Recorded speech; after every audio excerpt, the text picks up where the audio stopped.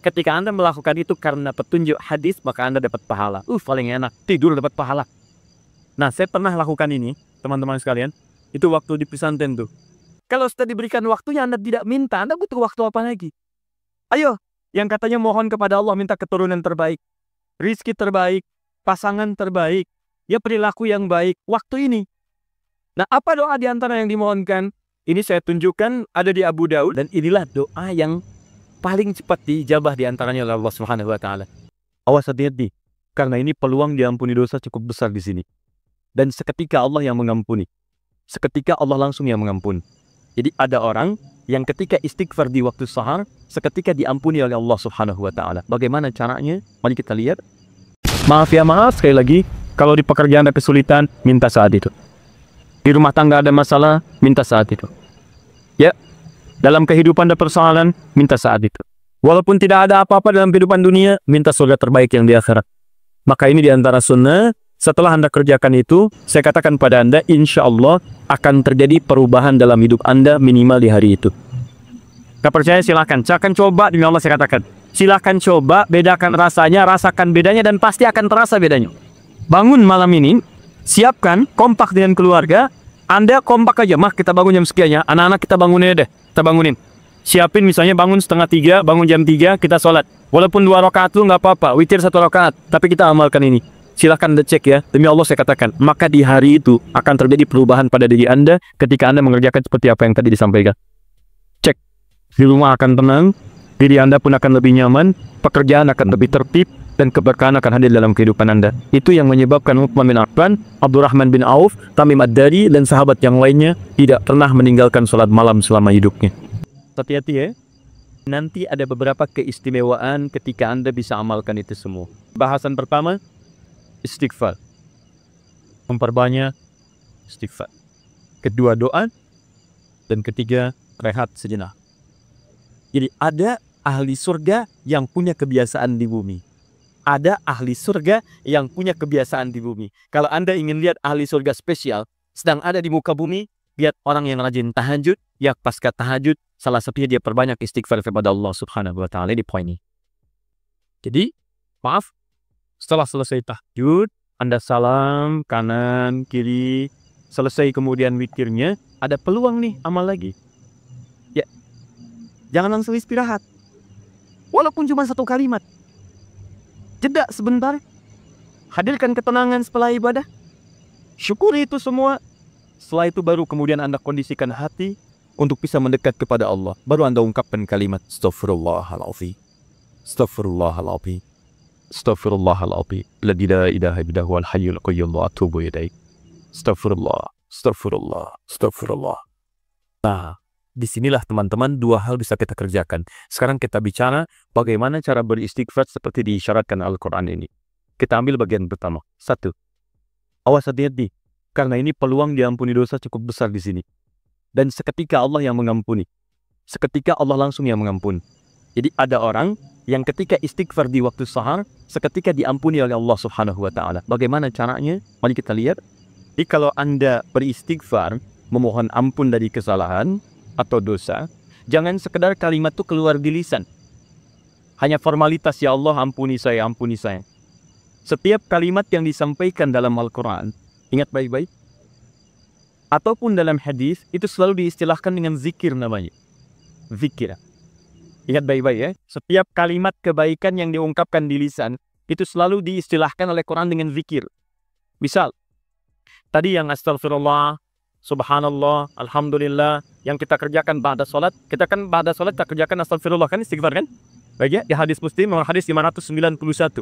Ya, Nabi kemudian mengucapkan astagfirullah, astagfirullah, astagfirullah. Allahumma antas salam, winkas salam, tabaraka ya dzal jalali wal ikram. Di hadis Muslim hadis 593 kemudian mengatakan la ilaha illallah lahu la syarika lah, lahul mulku wal hamdu wa huwa ala kulli syai'in qadir. Lalu setelah itu subhanallah, alhamdulillah, Allahu akbar. Zikir ini disebut zikir di Quran. Di Quran surah keempat ayat 103. Paling kanan sebelah atas ada sedikit ke tengah. Lihat kalimatnya. Fa idza qadaitumus sholata fadhkurullaha. Kalau Anda tuntas mengerjakan sholat, segeralah berzikir kepada Allah Subhanahu wa taala. Nah, apa itu zikir? Zikir itu bukan sekedar kalimat yang diungkapkan. Tapi zikir secara bahasa saja sudah mengandung arti sesuatu yang teringat. sesuatu yang dirasakan. Ingat dan dirasakan. Jadi ketika Anda beristighfar, tadi ingat baik-baik.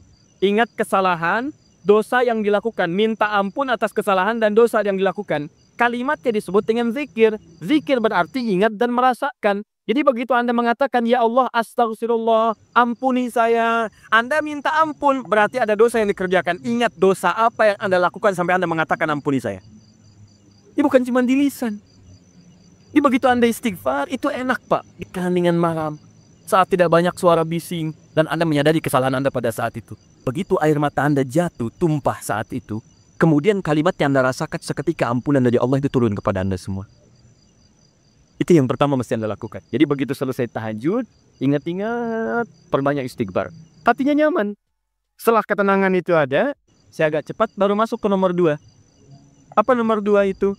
Ini yang saya maksudkan. Awas kalimatnya hati-hati. Memperbanyak doa kepada Allah Subhanahu wa Ta'ala. Dan inilah doa yang paling cepat diijabah diantaranya oleh Allah Subhanahu wa Ta'ala. Doa yang dipanjatkan di keheningan akhir sepertiga malam, menjelang fajar, dalam keadaan pasca istighfar, bahkan langsung dikatakan di hadis qudsi, jika Anda meminta, maka tidak akan pernah ditolak. Siapa yang meminta, aku berikan. Siapa yang berdoa, aku kabulkan. Siapa yang istighfar, man istaghfara li ghafartu lah, aku ampuni semua dosa-dosanya. Aku ampuni semua dosa-dosanya. Anda bayangkan.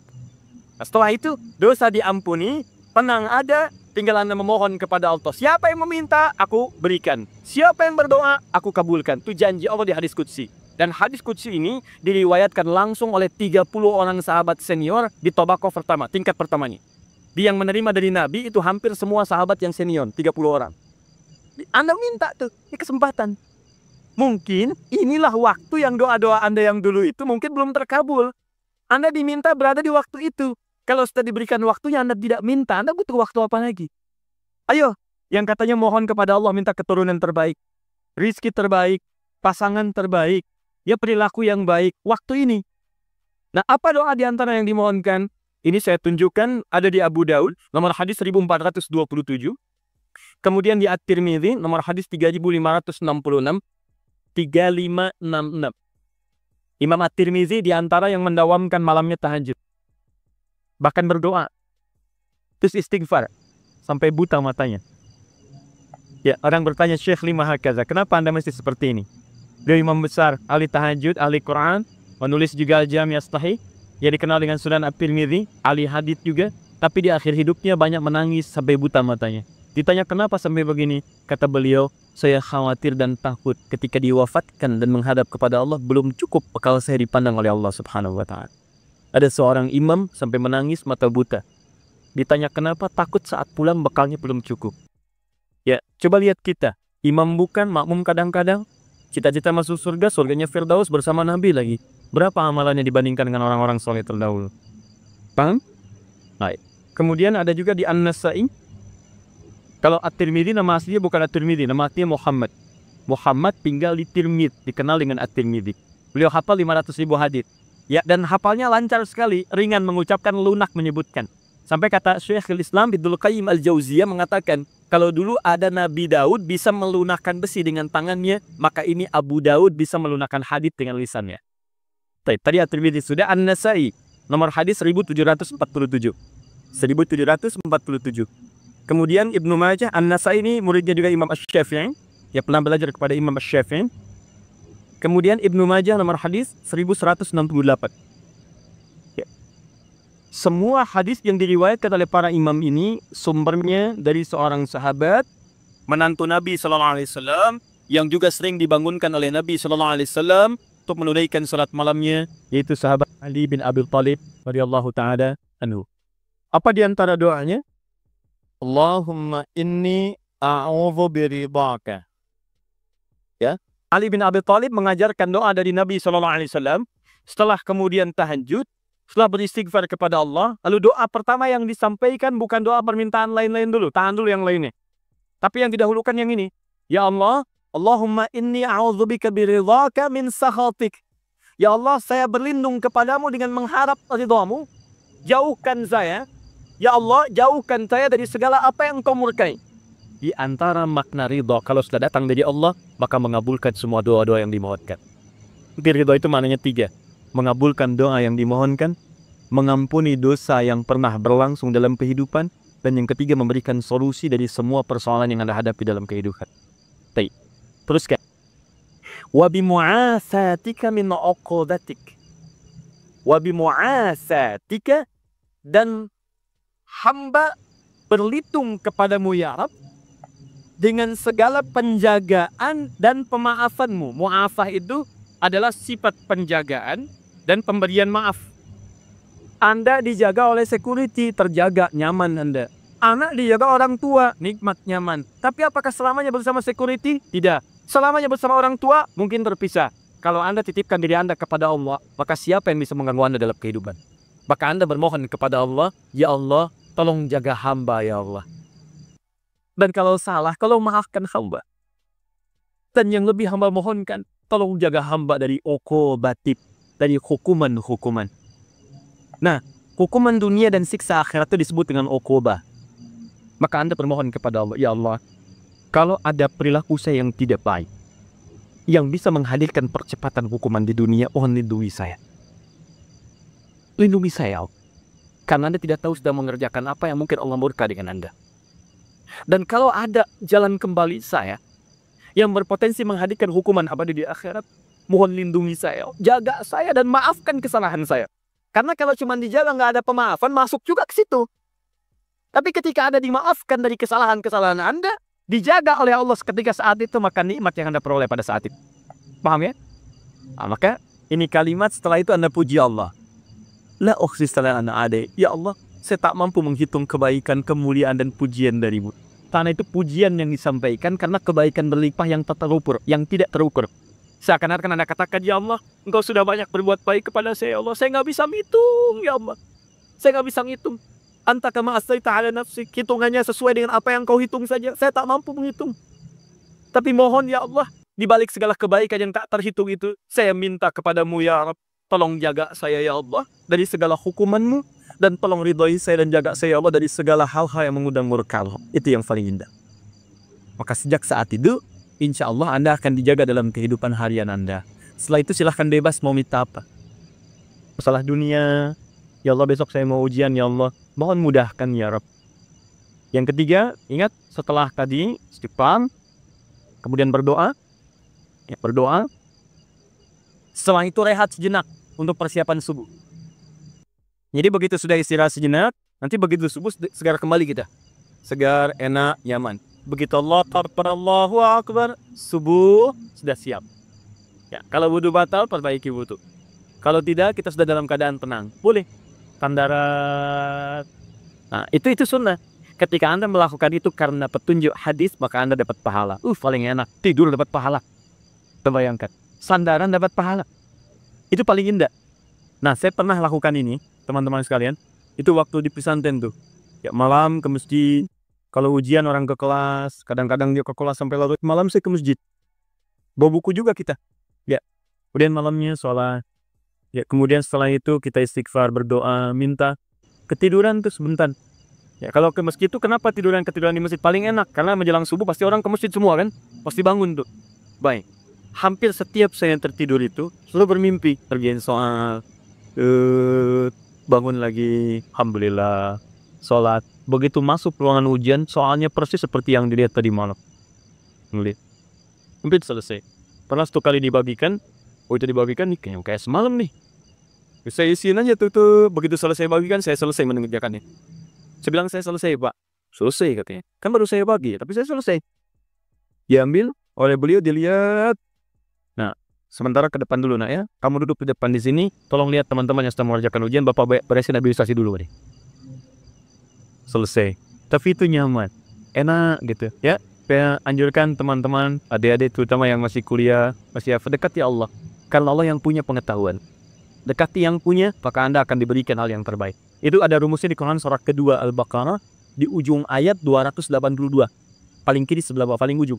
Wattaqullah wa yu'allimukumullah. Tingkatkan takwamu kepada Allah, maka Allah akan mengajarkan pengetahuan kepadamu. Apa di antara mana takwa itu? Tambah ibadahnya. Di antaranya tahajud. Makanya orang tahajud dibuka dengan kalimat takwa. Tadi Quran surah 51 ayat 15. Innal muttaqina fi jannatin wa uyun. Sebagian orang takwa tinggal di taman surga. Apa amalannya? Innahum kanu qabla dzalika muhsinin, kanu qalilan minal laili ma yahja'un. Sedikit tidurnya, bangun malam. Wabil ashari hum yastaghfirun, istighfar. Nah, saya sarankan walaupun Anda dalam beraktivitas keseharian, setelah itu istighfar, sebelum rehat, perbanyak doa. Doa, maaf ya maaf, sekali lagi, kalau di pekerjaan ada kesulitan, minta saat itu. Di rumah tangga ada masalah, minta saat itu. Ya, dalam kehidupan ada persoalan, minta saat itu. Walaupun tidak ada apa-apa dalam kehidupan dunia, minta surga terbaik yang di akhirat. Maka ini diantara sunnah, setelah Anda kerjakan itu, saya katakan pada Anda, insya Allah akan terjadi perubahan dalam hidup Anda minimal di hari itu. Gak percaya silahkan, saya akan coba, demi Allah saya katakan. Silahkan coba, bedakan rasanya, rasakan bedanya, dan pasti akan terasa bedanya. Bangun malam ini, siapkan, kompak dengan keluarga. Anda kompak aja, mah kita bangun jam sekian ya. Anak-anak kita bangunin deh, kita bangunin. Siapin misalnya bangun 2:30, bangun jam 3, kita sholat. Walaupun 2 rakaat itu nggak apa-apa, witir 1 rakaat. Tapi kita amalkan ini. Silahkan Anda cek ya, demi Allah saya katakan. Maka di hari itu akan terjadi perubahan pada diri Anda ketika Anda mengerjakan seperti apa yang tadi disampaikan. Cek, di rumah akan tenang, diri Anda pun akan lebih nyaman, pekerjaan akan lebih tertib, dan keberkahan akan hadir dalam kehidupan Anda. Itu yang menyebabkan Utsman bin Affan, Abdurrahman bin Auf, Tamim Ad-Dari, dan sahabat yang lainnya tidak pernah meninggalkan sholat malam selama hidupnya. Bahkan tidak ada yang paling indah kecuali mereka berada di malam hari sampai menuntaskan tahajudnya dengan khatam Al-Quran. Dan puncaknya, wa'afat juga berarti penjagaan dalam urusan dunia. Kalau Anda sudah rajin tahajud, maka Anda akan dijaga oleh Allah dari semua kemungkinan yang mengganggu Anda dalam kehidupan. Allah jadi pembela Anda.